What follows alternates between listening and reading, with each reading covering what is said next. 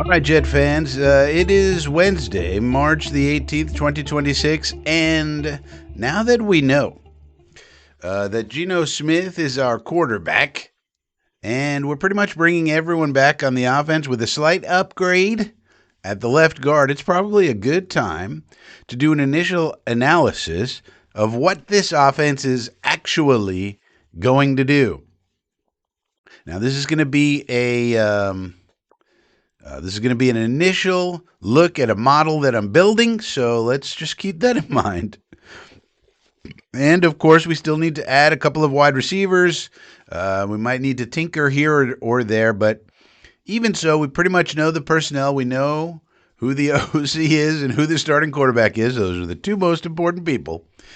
And considering that Geno Smith is our quarterback, we're not going to have to run some gimmicky RPO type offense or anything like that. Geno is, of course, a pocket passing gunslinger with a strong arm who will try to fit throws into the keyhole, which sometimes that's his problem, actually. It's some of his INTs are him trying to fit a throw into a keyhole, and a lot of times he does fit it in there, but then sometimes he doesn't, and it gets picked off or pops up in the air. I've never seen so many people get interceptions off of tipped balls as Geno Smith.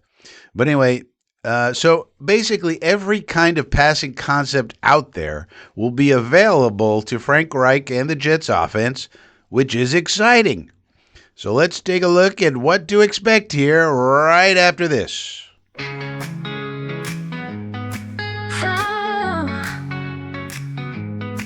Frankie from Flatbush rides the Brooklyn line. Got a swagger sharp like a vintage wine. Everybody knows his name from porch to stoop. Hustle and dreams in every loop.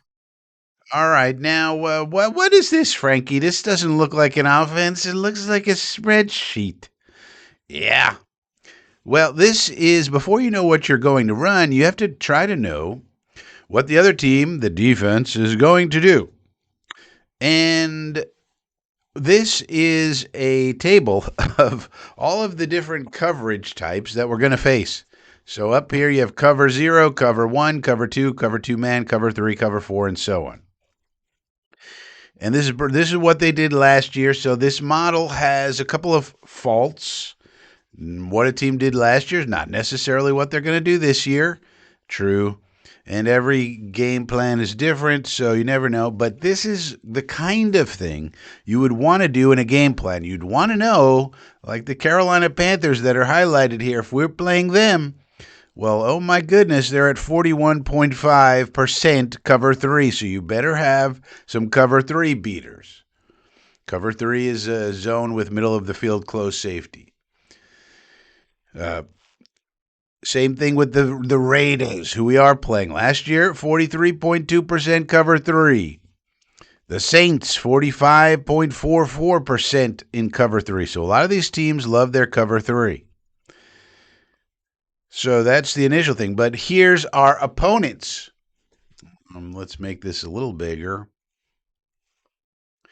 Here's our opponents, because it doesn't matter what these other bums do, but we need to know the teams we're playing, what they like to do. And you can see there are some definite trends here. The Green Bay Packers, yeah, but they don't have the same defensive coordinator, Frankie. Yeah, I'm just showing you how it's done.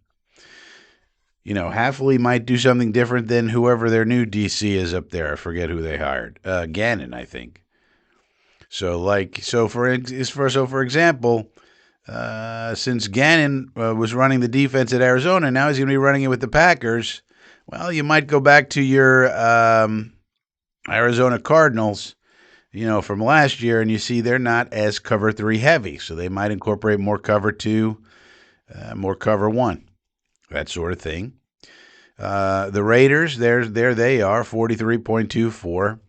The Chargers, very high here, so I've highlighted some of the things that are sort of greater than average, and some definite tendencies that you might expect. So if we're playing the Raiders, we better have our cover 3 beaters ready. Cover 3 is the most popular one here, if you notice. Everybody runs it about 25%, and some teams go crazy with it. 20, 25, 27, 28. So we better have our cover three beaters ready to go. All right. Well, what does that mean, Frankie? I don't understand. Well, that's what this third tab is for. Now, there are about 12 or so concepts that are in every playbook. And I got this from a video on YouTube. I'll leave it linked in the description. Okay, so you can watch it. It's an AI video, actually, but it's pretty good. That's where I stole all these little symbols from here. But every playbook in the NFL is going to have these 12 plays and a lot more, but these are just sort of the basics. Mesh, levels, flood, smash, Y cross, four verts, stick drive, dagger, slant flat, double China, and shallow crossers. Okay? Now, what you need to know is that each play is good versus something. Otherwise, it wouldn't be in the playbook. So mesh is good against man. So if we had a big cover zero team like the Vikings and Chiefs that we're going to be playing, we might want to use mesh. Here's some cover three beaters, levels and flood. Levels and flood are very similar. You're trying to put them in a bind by putting a lot of receivers in sort of like similar but properly spaced places so that they have a hard time covering everybody.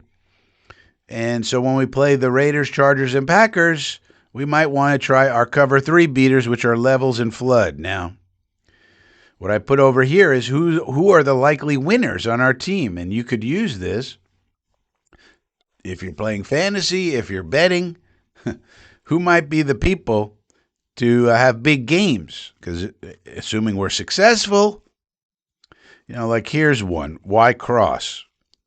Y cross is the tight end running a deep cross corner route from one side of the formation, starts on the right and runs across. That's why it's a cross. The formation all the way to the left. And it's good against cover three and cover four and man. Are we playing any teams that like to major in those things? Yes. Okay, in these games, you want to make sure on your fantasy team you're starting Mason Taylor because he's going to have an opportunity to have a big game, assuming that Reich does what we think he's going to do. But this is an initial look at a model that you can have to try and determine what the Jets will try to do. And there's no guarantees in life. The defense could do things unexpectedly. The offense might not know how to adjust. So, versus other teams, like four verts is going to work good against a lot of teams. Raiders, Chargers, Packers, Dolphins, Vikings, Bears. And again, we'll have to get information during the season because right now this is going off of last season and no guarantee, and there's so much turnover in the coaching ranks that, there's no guarantee that they're going to run the same things. But this is the kind of model you would have